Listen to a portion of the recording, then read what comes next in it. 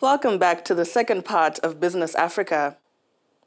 Now, South African Airways Chief Executive Vuyani Jarana said he expects losses until the company can break even or achieve profitability at the end of the 2021 financial year as the embattled state-owned airline improves its revenue.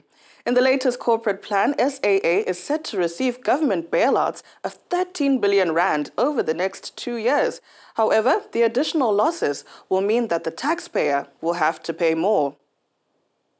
Emilian Kemei and Jean-David Mihamle with the details. The authorities of the South African Airways, the national air carrier of the country, remained hopeful about the future of the company. Vuyani Jarana, general manager of the South African Airways, in a recent interview with the press, puts the profitability horizon at 3 years. According to him, the company should reach the break-even point by 2021 due to the significant improvement in its cash flow.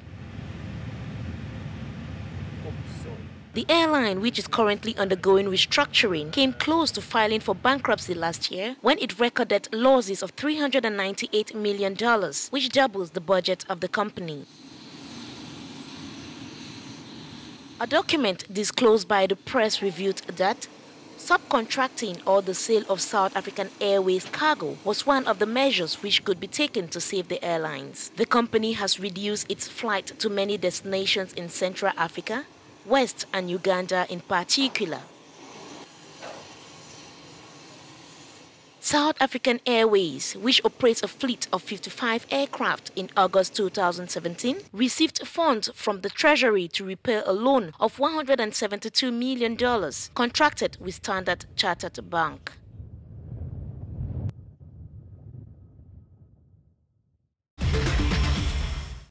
Speaking of airlines, we wait to hear more about the 7,000 travelers that have booked their seats on Kenya Airways ahead of October 28, when the first ever direct commercial flight from Nairobi to New York will take off. But that is a story for another day. We end off this edition of Business Africa here.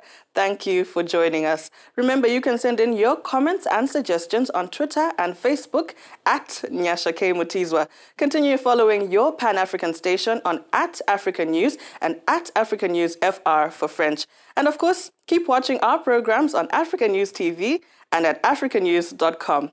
Till next time, goodbye.